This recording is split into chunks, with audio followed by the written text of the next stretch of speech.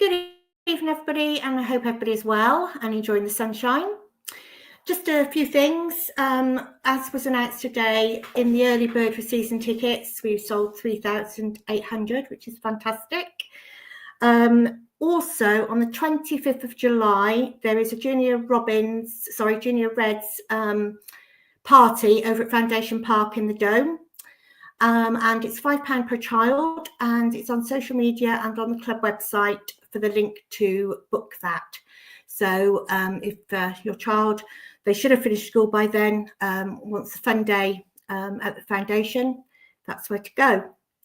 And also congratulations on getting the GLATS contract for another 2 years, which is fantastic. So let's bring Vic on, and then we'll tell you what we're doing tonight.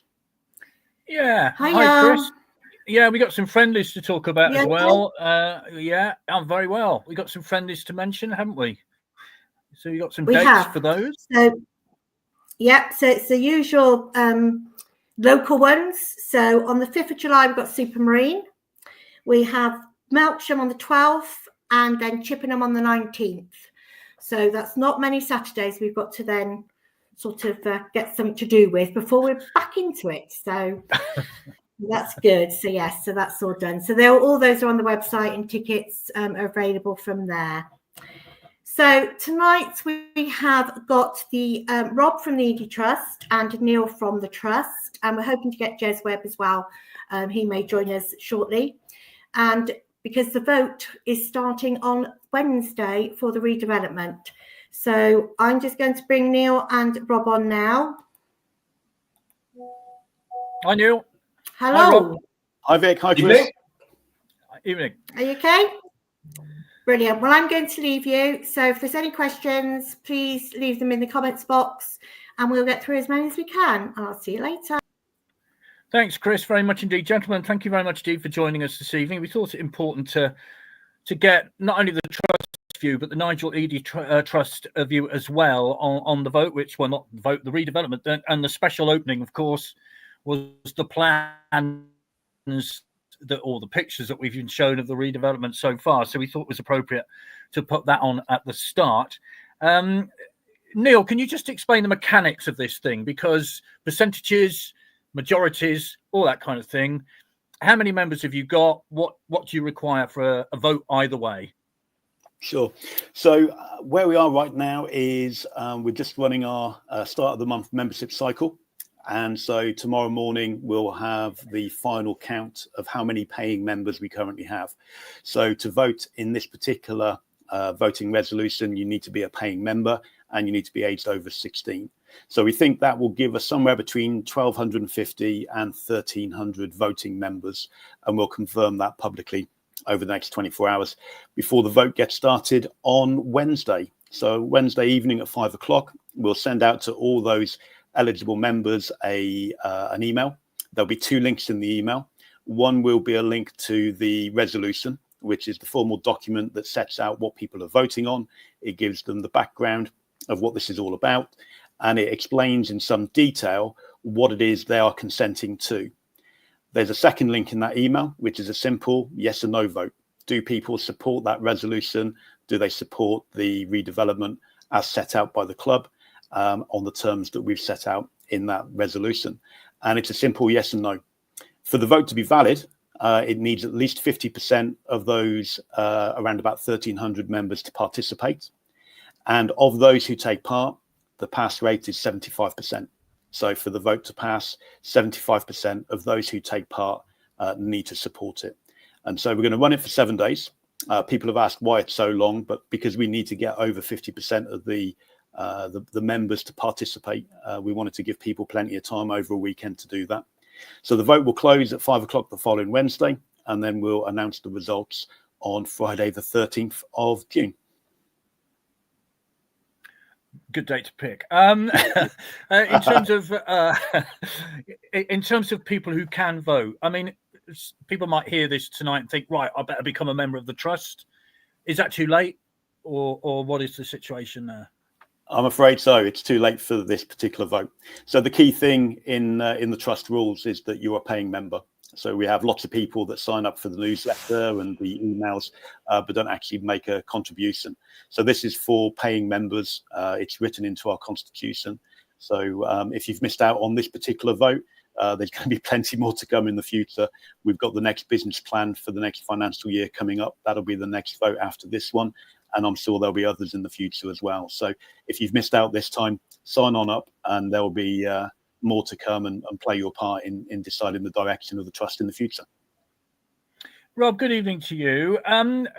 Now, you're very closely associated with Nigel Eady. Just tell us about Nigel, if you will, because many will remember him, of course, a fanatical attendee of Swindon Town football matches. But tell us about Nigel. Evening, Vic.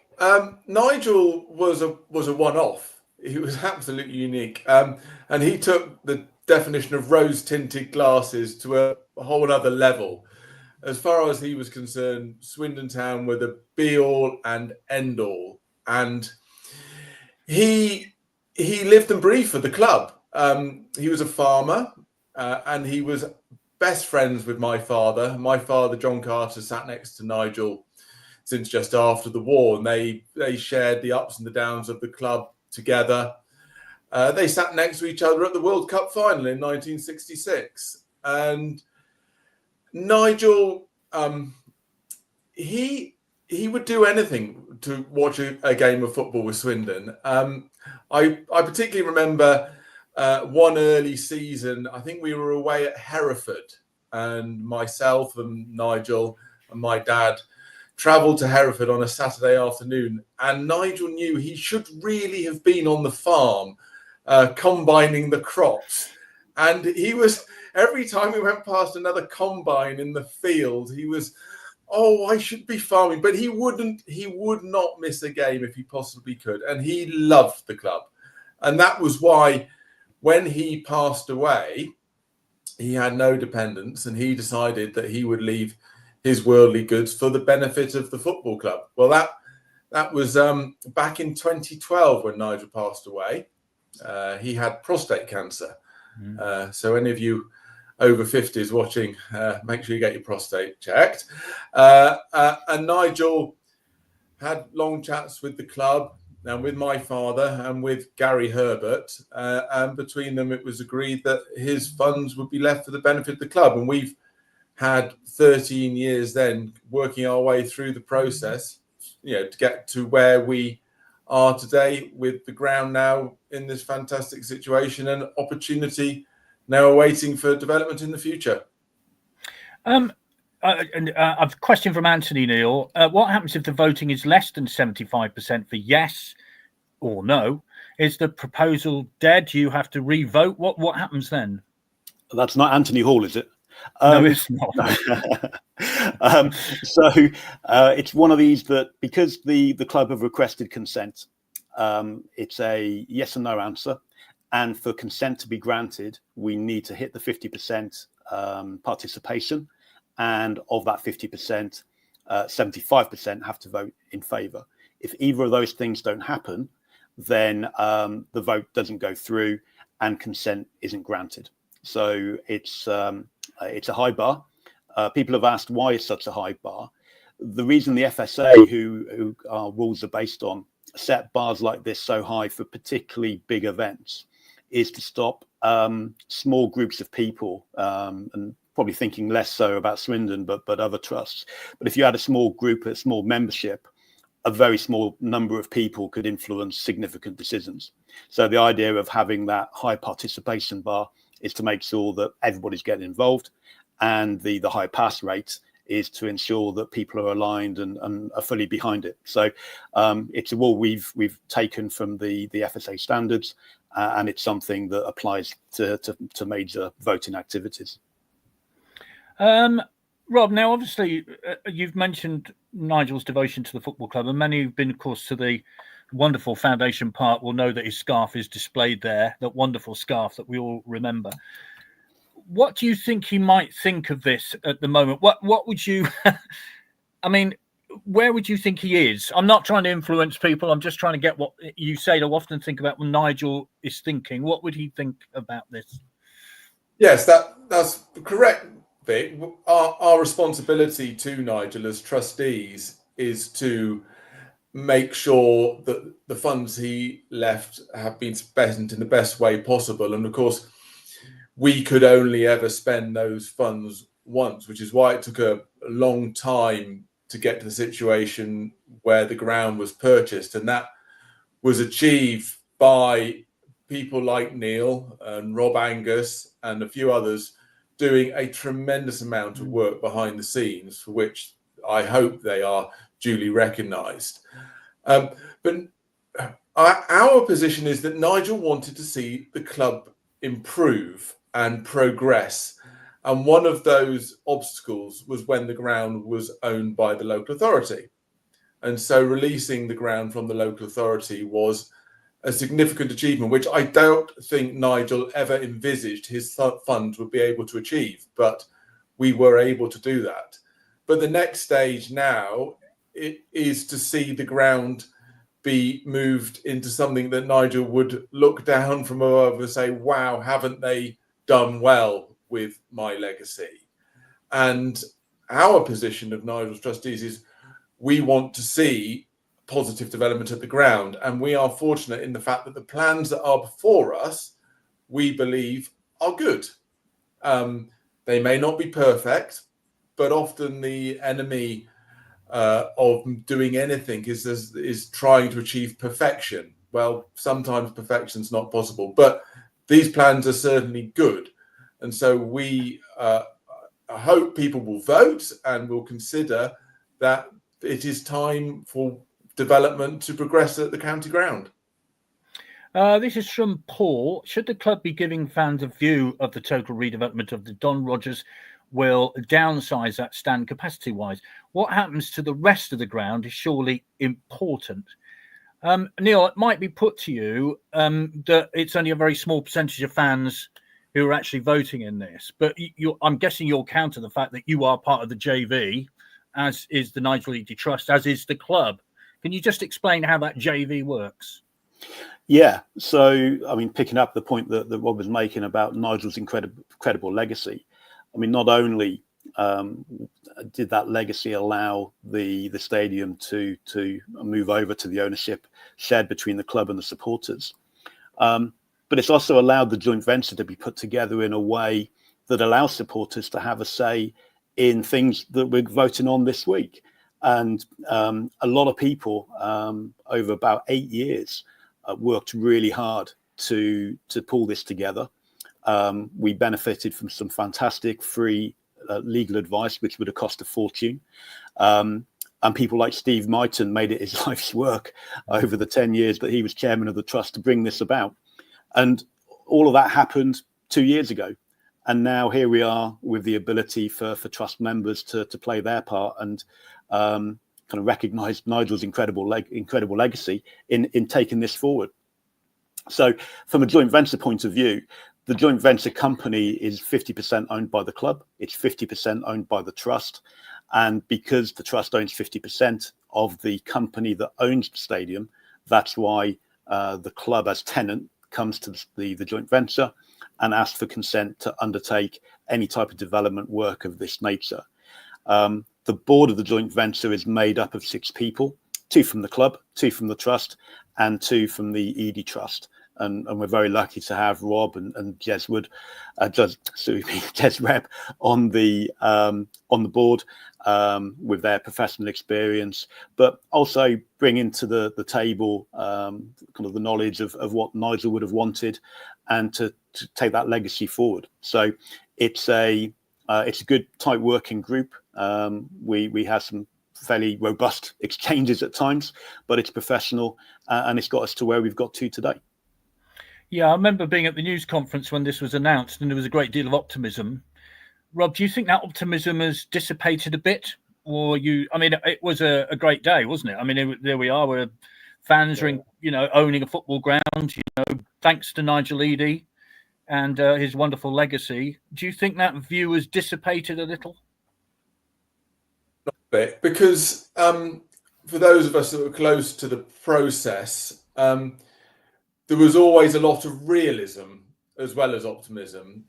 We all know that the way football is run and funded in this country is not perfect, but no one has yet come up with the perfect model. And so we've always taken the very long-term view. We know that the constant in all of this is the supporters. And we have always felt that it will take a long time to work the way through the process. And that's why Nigel passed away in 2012, and it took a long time after that to get to where we are now. And it may take much longer to get to a significantly better place, but this is part of the journey. And so we retained optimism, Vic. I think being a Swindon supporter, you've always got to be optimistic. And we are. We've got to be. Keep going. We have, haven't we? We have. I mean, it didn't feel like it at Christmas, but look where we are now. So no, we are optimistic, Vic. I mean, the town is growing. It's a positive place to be.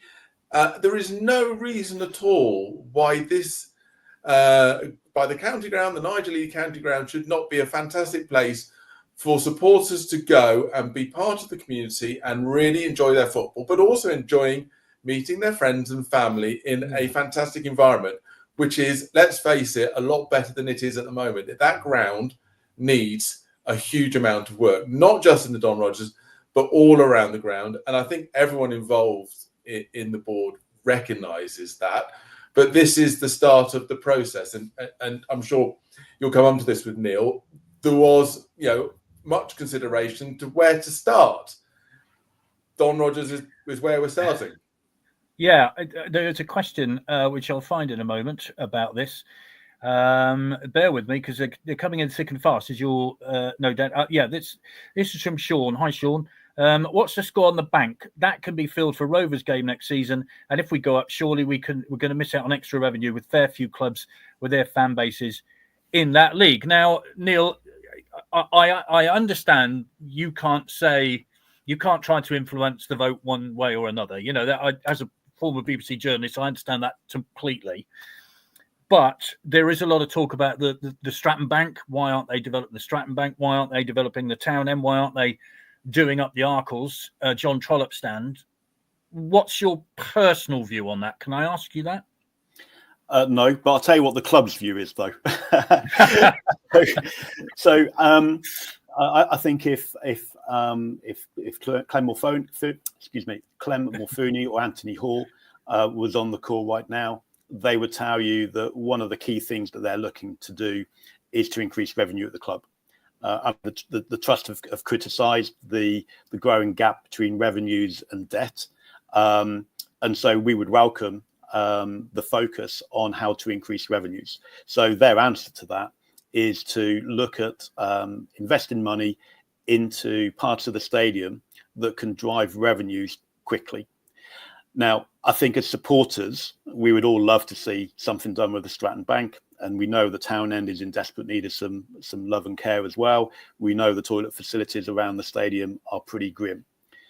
But the club's position at the moment, and Rob kind of made reference to this a moment ago, having considered all of the different options, they feel that by investing this money into the Don Rogers stand and it getting the hospitality up to a modern standard, which unfortunately the Arkles hospitality isn't, it's very old and hasn't had the money spent on it. They feel that by developing the Don Rogers stand first, they can drive more revenue more quickly than any of the other projects that need doing. And that's the key and probably the only reason that they've moved ahead with the Don Rogers ahead of the Stratton Bank. They know that the Stratton Bank will need doing at some point, and they know that in order to do anything with the Town End, and listeners will know that the club have been talking about hotels and conference facilities in the Town End, using the space in the car park. In order to do anything with the Town End, you probably need to have the Stratton Bank done in order to put people in there. So there's a bit of a jigsaw puzzle going on, but we understand why the club have prioritised the Don Rogers stand, and it's for the reason that they believe they can drive the most revenue the quickest by developing something that they can use 7 days a week. Yeah, it's an important factor, isn't it, Rob? That, you know, money isn't just coming in on a Saturday. A lot of football clubs around the country now use it 7 days a week. I mean, I can point to the Exeter Chiefs, which is just up the road from here. There's a massive hotel there. They use conference facilities 7 days a week when the rugby season's not on. You know, that's ways of driving revenue. Is that an important part of this? It's got to be. The club desperately needs to be far more approachable for all sorts of things. And this space in the Don Rogers would create opportunities for all sorts of things to go on in that stand when it's not a match day. The real challenge with the Stratton Bank is that it is a very, very old structure, and it's also got housing on Shrivenham Road, which I think you're probably familiar with, that compromise that corner. So that really is a jigsaw puzzle, and will take substantial funding to make a stand there that can earn its keep, if you like, because you've got to be able to fill it, not just for the Rovers game, but you need to be able to fill that stand, every home game, and that is going to take a lot of money to do that. But whereas the Don Rogers, hopefully, not only will it create a better space for people on a match day, it will create a buzz around the ground on other days. And then it also people must remember as well, it's not just executive boxes and just for a few people in the Don Rogers. The idea with the development across the piece at the county ground, but all other clubs, is to take people up this hospitality pyramid, as it was described to us when we were going through the process of talking to architects and other people with real knowledge about how to progress with football stadiums. You've got to try and help people who just turn up 5 minutes before the game, watch the game and go home. You've got to help take people through up that pyramid of getting there a little bit earlier, having a pint, having a pie, staying on for their chat with their friends afterwards. Well, to do that, you've got to create a really nice environment that people want to stand there with their family and their children, and spend a little bit extra on a pie and a pint before or after game. And hopefully that will be the start of that hospitality journey in the Don Rogers. Okay, as I said, lots of comments coming in. Jez Webb is a spinning white circle at the moment. He's much more than that. We all know that. Be nice to see him, but the spinning. This reminds me of COVID times when you used to watch a game on a Saturday afternoon on the laptop. This is what used to happen. Right, this is from James. What's Neil and Rob's view on the proposals? Are they recommending this proposal to the trust membership who will vote on this? Now, I'm not going to ask you that, Neil, because I understand what you said. You're not going to recommend either way. That's your view, isn't it? Yeah, and I think it's important, though, we explain why we're not taking a kind of a position and recommending anything to the members. There's several reasons for that. I think the first is that this is one of those topics which is emotional. Different people look at it in different ways. And I don't think it's right that 8 individuals who sit on the trust board should try and influence that. I think people have listened to the arguments and listened to the information that the club have put out recently. And they'll have a view on whether they're in support of it or not. I think the other thing that's worth bearing in mind is this vote is binding on the trust board, and it's binding on the trust's representatives to the JV as well. So myself and Chris Howe, the trust secretary, sit on the JV as directors representing the supporters. And I think it'd be very difficult for the trust and myself and Chris to deliver the will of the trust membership if we've come out one way or the other in advance of the vote. So there's a few reasons for why we're not making a recommendation on this particular vote.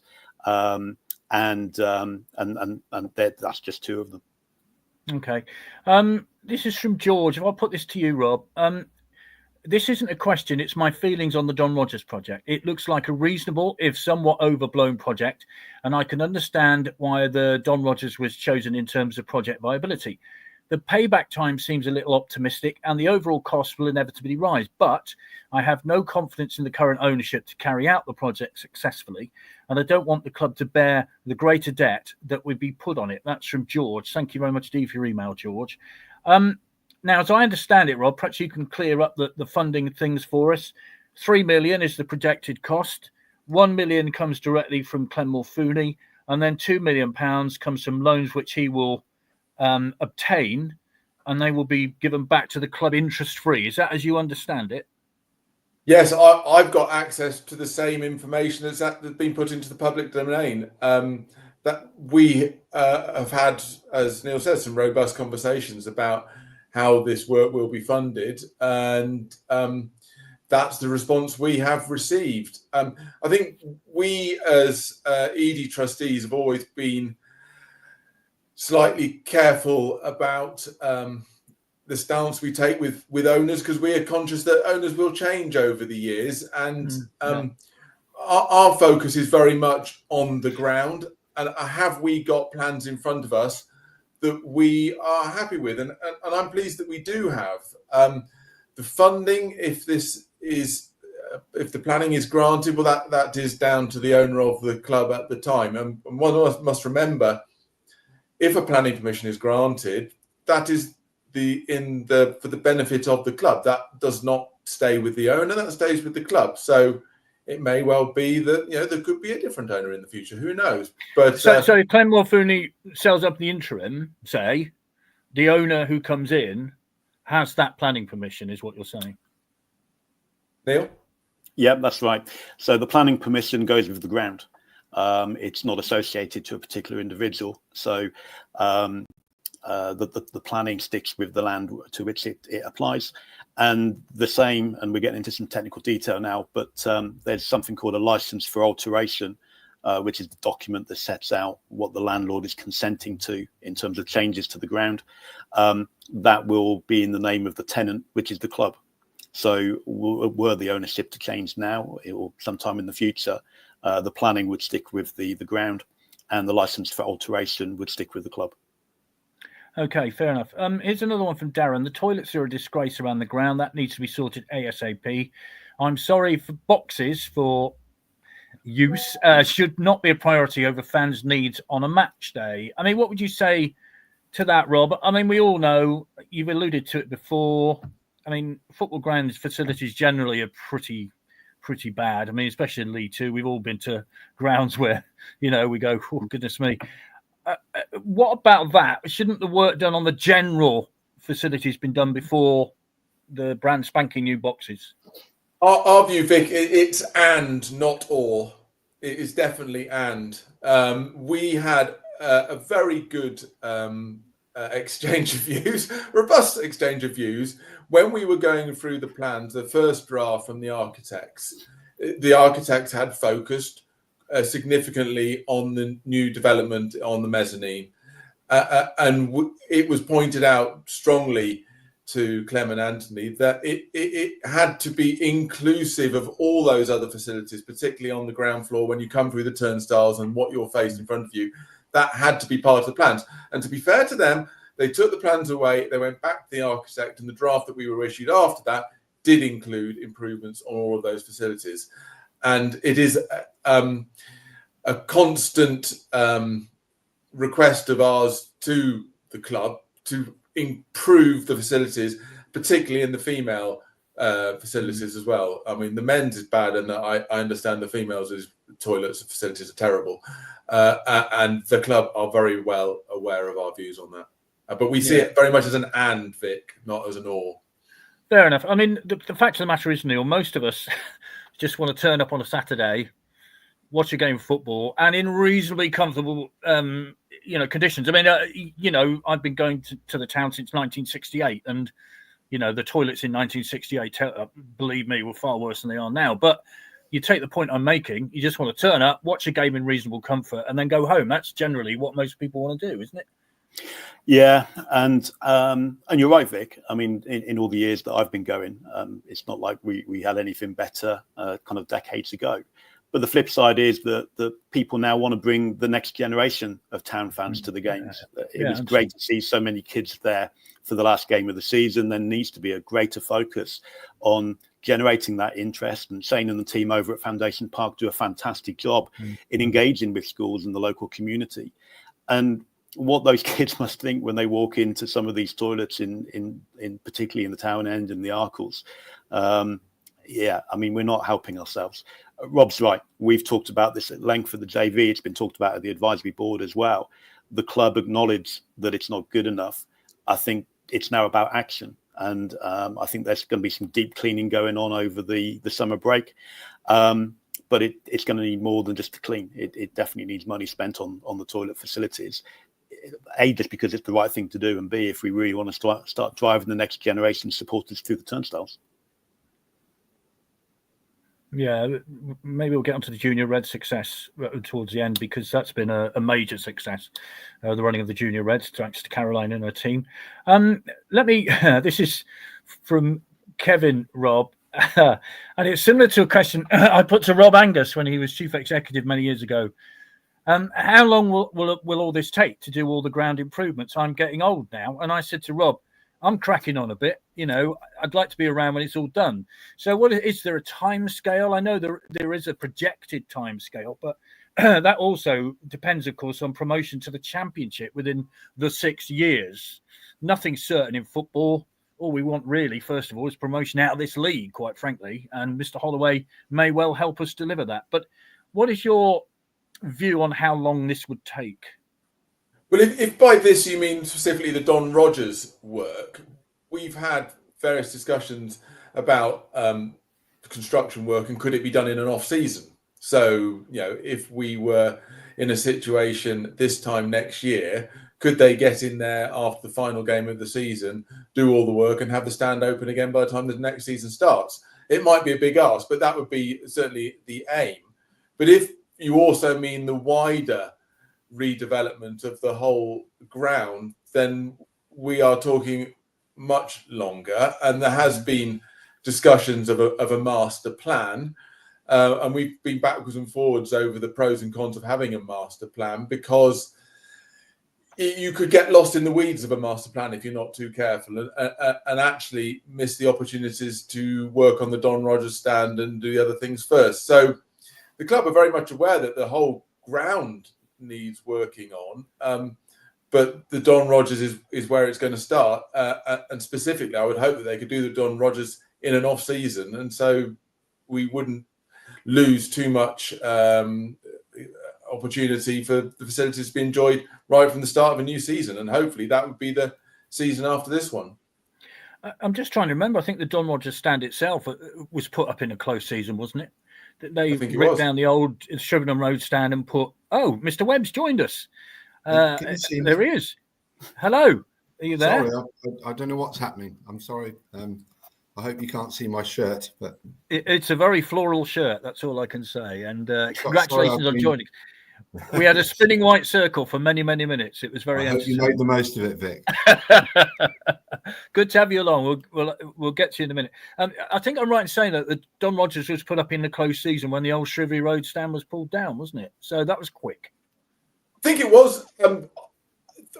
Construction is never straightforward, because I'm sure you know, and it always takes longer than one hopes and costs more money than one expects. But the whole point of the changes they are planning to make, or the proposal is within the Don Rogers stand, does take advantage of what was put in place when the stadium was built in the first place. There are various bits of infrastructure, including the lift shafts and various other bits and pieces, which I think, Neil, you've clambered over inside that stone. There is stuff there ready to go. Neil, am I right with that? There is, yeah. I mean, the key thing behind all of it is that if you're stood downstairs on the concourse and you look up, the concrete floor, the concrete ceiling above you is the floor of what will become the hospitality floor, the first floor.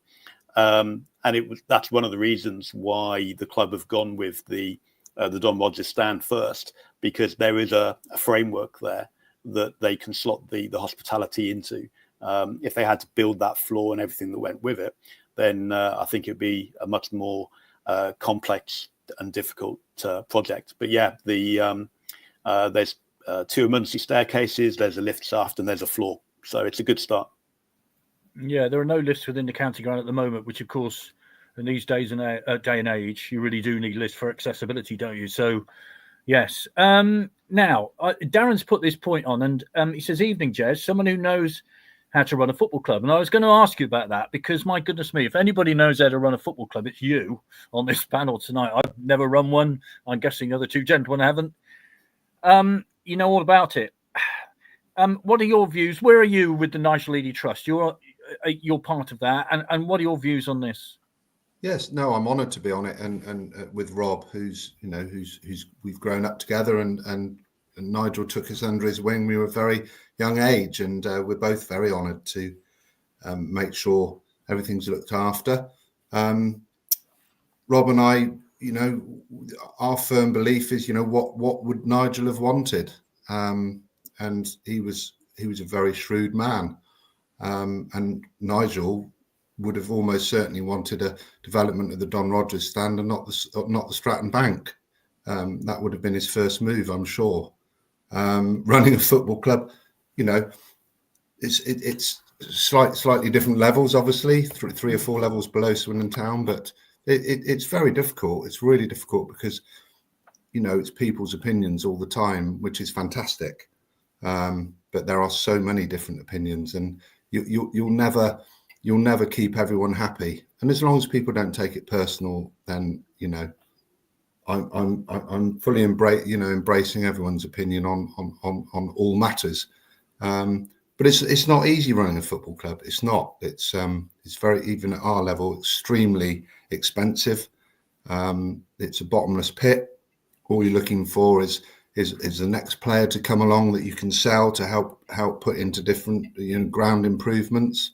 Your next investor, your next sponsor. It's extremely difficult, and that's why I do sympathise with Clem. I really do.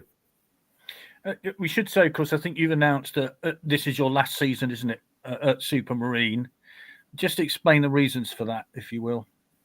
Yeah, so I'm in my 13th year now. I have a lot of other things going on business-wise. A lot of massive opportunities for my business, which I'm very grateful for.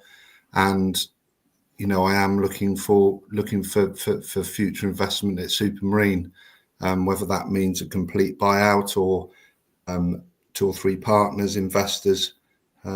That's really what I'm looking for. I'm not turning my back on the club. I hope to remain a director because it is a sleeping giant. I love it there. I've met some great people. Certainly not walking away, but I've probably got to the maximum I can with my age and my energy. And I just, it'd just be nice to share the next few years a journey with someone else, whether that means I sell the land or whether it means someone who's not interested in the land, who's just a massive football fan. It's exciting, really exciting time. Are they out there then? I mean, I'm going to ask you this because it's often said, there are people out there waiting to buy football clubs. Have you had much interest in Supermarine? I haven't actually actively done much about it. Right. There is interest. There is interest from the American market's growing. There's quite a lot of interest in non-league from the American market. There has been one nibble that's very interested in the heritage with the Spitfire. That may well come and be a major factor of what happens next in the stages of Supermarine's future. So yeah, it's exciting. Club's financially secure. There's nothing to worry about. Anyone who plays for Supermarine next season, or the supporters, it's in a really, really good place. And otherwise, I wouldn't be making that announcement. Yeah, many of us will remember that Spitfire, of course, that used to sit outside the Supermarine factory, didn't it? As you drove along the road to Highworth, and it's been a lovely Spitfire flying around the extra area over the weekend because of the Torbay air show. And that noise is always endemic, isn't it? When you hear it, it's just spectacular. Yeah. Let's have a look. I'm sure Nigel Eady would like to see all fans have decent toilet facilities. Jez, you've done this at Marine. You will be missed, top bloke. So there you are. Nice comment. That's very kind. And if I may just take this opportunity to back Neil and Chris. These JV meetings. They're not led back and everyone having a good time. And Neil grills Clem and he grills Anthony, and full respect, as Rob does. I like to think, well, take me out for a minute. You can be your own judge of that. But certainly, Neil and Chris and Rob are, very, very shrewd people. They have their own opinions and they'll say so. And they don't like slackers, and they do pull people to the plate. Like 2 or 3 weeks ago when we were on our last meeting with Clem, we made it quite clear. I mean, personally, I think the first thing that they need to do is get the toilet facility sorted out. My wife went there with our 12-year-old girl to watch a match. She wouldn't go back. Now, you want to build attendance, you want to build a great match day experience. Please, sort the facilities out, sort the loos out. Yeah, it is interesting how toilets come up a lot, Neil. I mean, it is the basic need on a football match, isn't it? I mean, let's be honest. And I think it's fair to say over the years, football fans have been treated appallingly with toilet facilities. I mean, these robust meetings, how hard are they in terms of, what does Clem say about the fact that it's just not up to scratch? It's difficult for him to say anything other than everything that myself, Rob, and Les have talked about tonight, that improvements are needed. We understand that, as Les has just said, running a football club is expensive, that everybody's after their priority. Everybody wants something doing. Everyone's got an opinion. Everybody wants their particular part of the stand doing first. But there becomes a point at which you've got to do something about it. And we've been very straight with Clem and Anthony in those meetings. We'll continue to do so.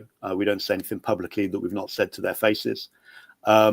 And I think the time for talking about the toilets have passed. It's now about action.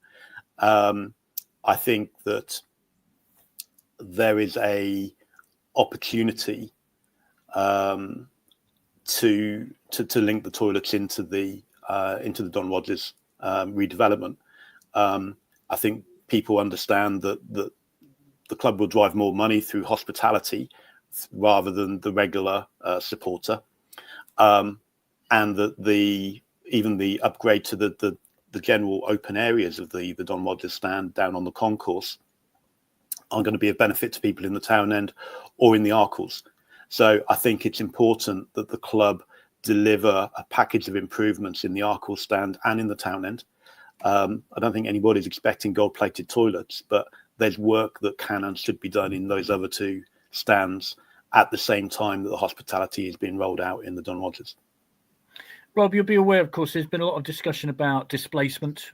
As well as anybody, people sit in the same seat and have done for years and years and years. You only ever see certain people at football. You don't meet them outside of football, but they become lifelong friends. There's a lot of emotion tied in with this. What would you say to those people who might be displaced because of this development? You're absolutely right, Vic. It's you cannot please everyone all of the time. Sorry, you've gone a bit squeaky for a minute. Have you got a bit? Try again. Sorry. Okay. Any better, Vic? No, we certainly got a bit of feedback on your line. I'm not sure why that is. You just want to try. Would you like address that question to me? I'll ask Jez the same question, because you're a fan first and foremost, aren't you? And what do you say to those people who might be displaced because of this development?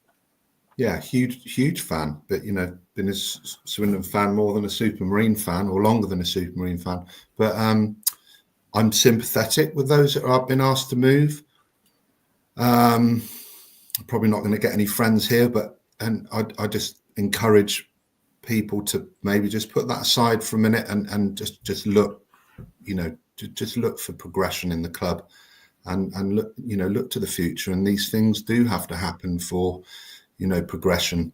I mean, some clubs move ground completely, and I think if you speak to those fans, I think they'll say it's the best thing that ever happened. But I am still sympathetic to that. You're right. You do meet many friends that sit around you. So again, it's a really difficult one to keep everyone happy. What about that, Neil? Because there's been a lot of talk of displacement, hasn't there? And there's quite a few being displaced, let's be honest. Does that mean a lack of atmosphere? Because as we know, hospitality boxes don't add to atmospheres generally and within grounds. So does that mean a loss of atmosphere? And what about that, the personal side of people's story at a football ground?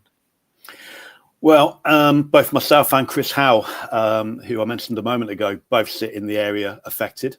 I've sat in the same season tickets, also the same seats, for 25 years. Chris has had the same seats since the stand was opened. So Chris and I are both examples of that. And certainly myself, my late father and I used to go and sit in those seats. And I know a lot of other supporters have got similar memories and similar stories of loved ones that have passed on, that are impacted by sitting in those same seats year on year. At the same time, my son inherited my dad's season ticket when he was 3 days old. So from a family point of view, there's a lot of memories and a lot of emotion around where we sit and the people that sit around us. And that is repeated all over that stand. Jez is right. If you're going to move forward as a club, you do need to accept that you're going to have to move some people around. If we develop the whole stadium in due course, everybody will be touched one way or the other as we go through that process. What's important then is how the club deal with that process. I think the club should be given some credit that they came out quickly to tell people which seats were going to be impacted, and give people a year's head start on that.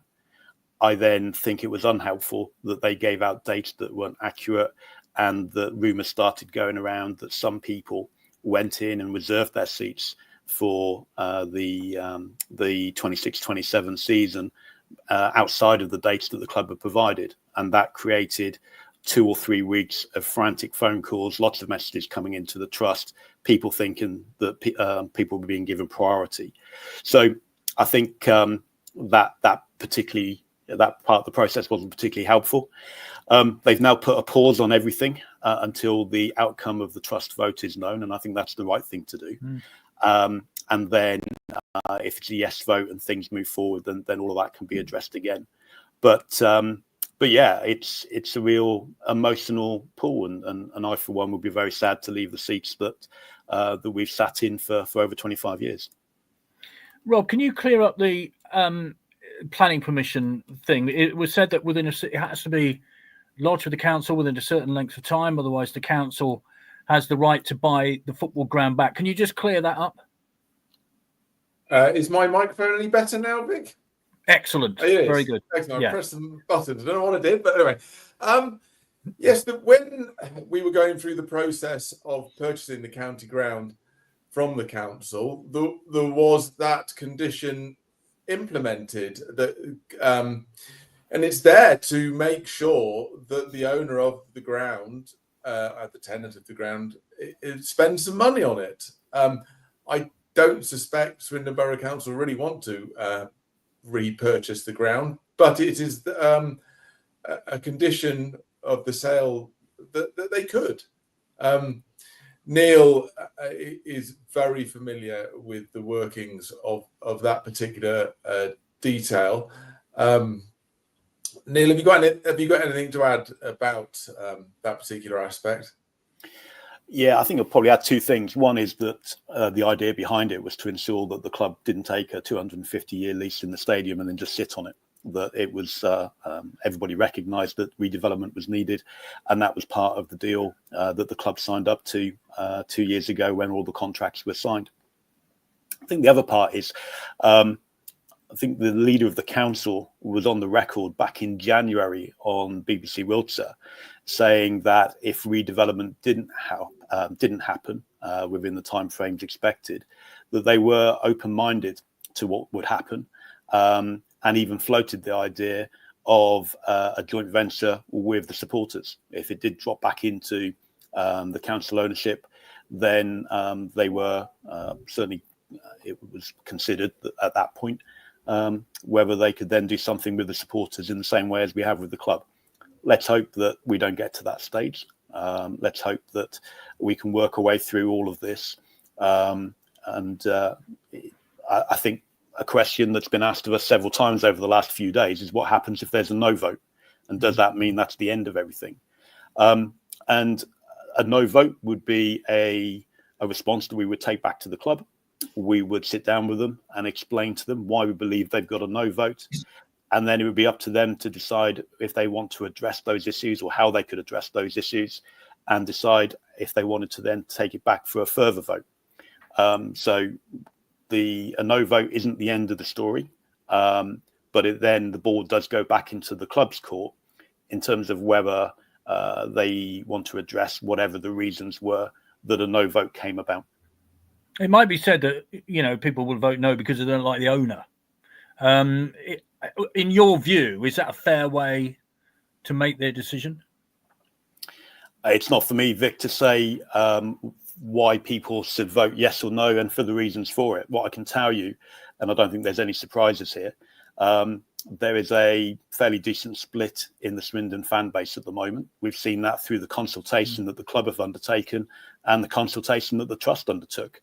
I think there's a lot of people out there that really want to see redevelopment of the stadium and to take this opportunity forward.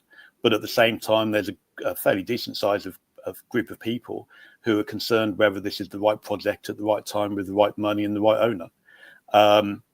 And I don't think, certainly talking to people, this tends to come down to a single thing. People are forming opinions based on a combination of issues, whether they're in favour of this or whether they're against it. So I'd be surprised if there's many people that are just literally doing this because they don't like Clem Morfuni. If they're going to vote no, it's probably for a combination of reasons, in the same way that if people are voting yes, it's probably for a combination of reasons. Jez, are you concerned about the funding of this project? Because we outlined it earlier, I don't know if you were with us. It's £3 million, 1 million from Clem, 2 million on loans, which he will secure, and then back to the football club at interest-free. Are you concerned, from what you know, are you concerned that that might be a problem and more debt for the club? Because that's another reason that people are putting forward, isn't it? That it's just debt upon debt upon debt, which one day the football club will have to pay back. Yeah, indeed. Personally, no, I do trust Clem on that. I think he's thought this through carefully, and from what I know, the answer is no. I'm not concerned. No. So you'd be happy to go forward with this on the basis of what you know? Yeah, I would. Okay. Right. Has the club answered the trust questions on the development to their satisfaction? Again, Neil, I'll throw this because the club has come out with a long list of, you know, the usual questions that are answered. Many have read through it and many have found fault with that. And can I ask you your view on that, or can you not say? No. I think the questions that we're talking about here came from the consultation process that people will remember took place a month or two ago now. And we had a long list of questions directly into the trust. The ones we were able to answer ourselves, we put the answers to those on the website. And there was a list of about 35 or so that we passed to the club, which the club answered on Friday.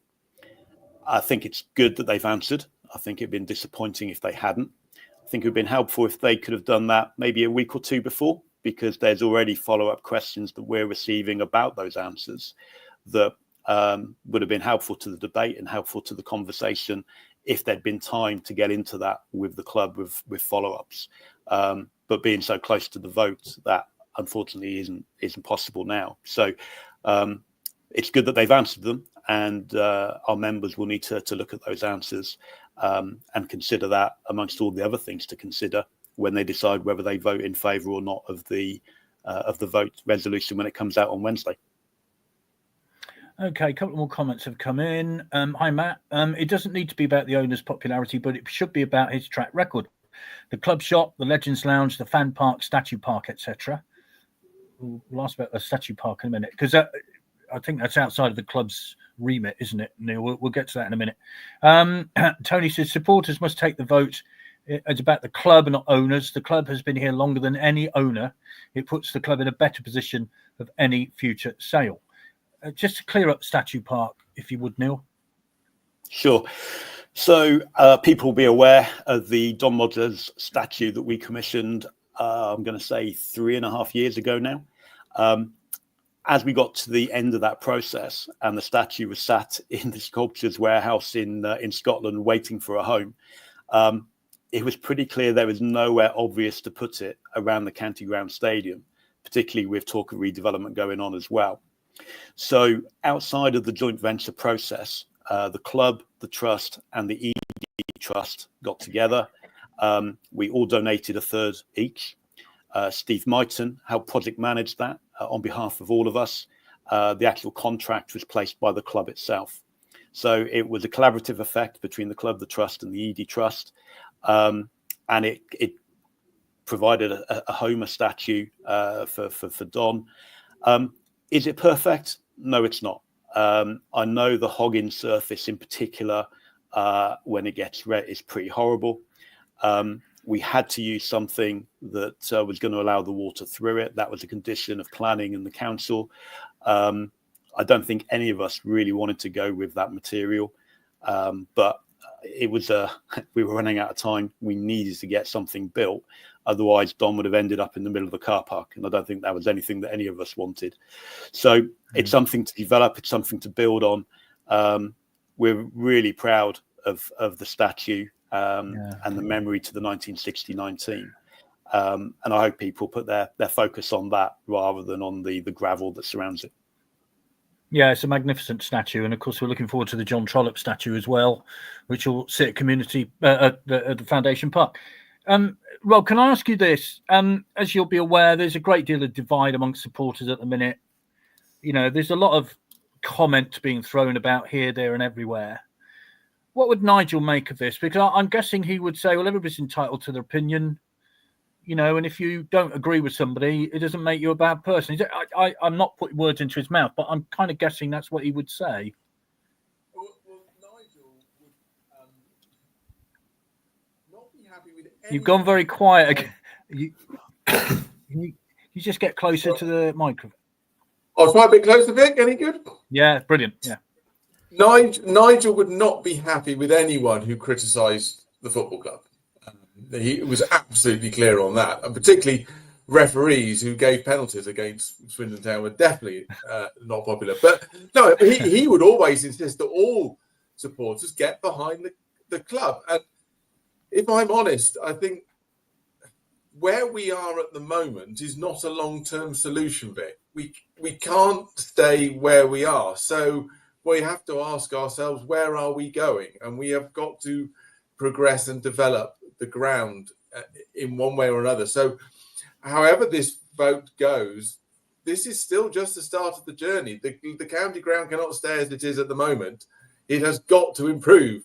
If we are going to see a fantastic season on the pitch next season, which I think we might just, let's back that up and get on and do some fantastic work on the ground. And that puts the emphasis both on supporters and on the owners. And Nigel would be kicking the backsides of anyone who didn't step up to the mark and make that happen. What's your view on that, Jez? Rob, absolutely. Rob, absolutely, Rob. And I know one thing Nigel would have liked, and that would have been every person who's eligible, he would love to see come out and vote. That would have meant the world to him. It really would. If you're that passionate about Swindon Town, it'd be great to see you vote. And I can hear him say it now. Because that's the thing, Neil, isn't it? It's like a general election, It's an important thing to vote. People have died for that right in the past, Let's not over-egg the pudding here. But, if you don't vote, you ain't got a view, really, have you? And that's the single most important point that I'd ask anybody listening who's a member of the trust to take away tonight. That after 8 years of trying to get us to the position that we're at today, where we own 50% of the stadium and we're able to vote to try and influence one way or the other what happens next. I've never met Nigel. I never had that pleasure. I've listened to lots of stories from Rob and Jez over the years. And from everything I know about Nigel, you're right, he would have wanted people to participate. Rob and Jez will also know that I never sit on the fence. And being in the position I am tonight, being very careful with my words and not to kind of suggest that people should go one way or the other. That's not my usual style. But this is a very personal vote. There's around 1,300 people that will decide what they want to happen moving forward. And it's only right that they make decisions based on what they believe and the information in front of them. And then on their behalf, we will take that forwards. Jason says, it's time that fans on either side of the divide cut out the name calling. It's time to find that common ground, and that's the love of our club. And if there's anything that's come out of this process, Rob, which I find distasteful, if you've got a different view to somebody, you're a happy clapper, which I find the most appalling phrase I could possibly ever think of, because, you know, I've had a fair share of that over my time, and that's the one thing I'm not, having suffered many horrendous away defeats at Colchester on a cold Tuesday night in December. I wasn't a very happy clapper on that occasion. What's your view on that? I'll give you a little Nigel story. I remember Nigel taking me up to Mansfield. I'm sure you were there, Vic. And I think it was the day we were crowned. Were we champions? Were we crowned champions that day? I think we won 1-0, didn't we? Yeah. Well, it was one each, Des, but we'll gloss over that. But it was enough. And I remember being up in the stand with Nigel alongside me, and Lou Macari walked in front of us on his way to do his after match, and the feeling amongst us in the stand. And do you remember behind the goal? On the all of the town fans and Lou Macari's Red and White Army, the togetherness of the whole lot of us. You know, what a journey we'd been through with Lou to get there, and the chanting of Lou Macari's Red and White Army backwards and forwards between the fans behind the goal and up in the stand. That is Swindon. That's what we want. We want us all to be on the same side. And yeah, I have no time for name calling or trying to have divisions between supporters, because we all want a community asset, a community facility where we can turn up with our friends and families and have a great time and get behind the town. And so, yes, I whichever way this goes, yes or no, it is just the start. Staying where we are is not an option. We have got to move forward. So, no, let's all be on the same side. Yeah, I remember doing the commentary that day at Mansfield. I remember it extraordinarily well. It was a magnificent season, not just that day, but what a season. And like last season, it started off pretty badly, if I remember rightly, and then suddenly clicked into gear, much like the last season we have seen. What's your view on that, Jazz? I mean, you know, you've seen it from not a fan's view, just a fan's view, but an owner's view. And I'm sure even at Supermarine, there are people who strongly voice their opinion to you, but you're willing to listen.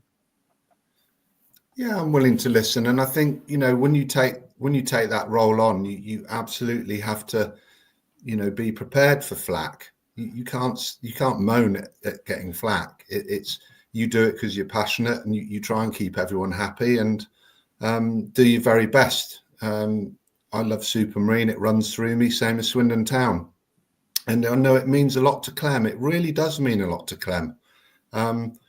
Did I have a different opinion a couple of years ago? Perhaps I did.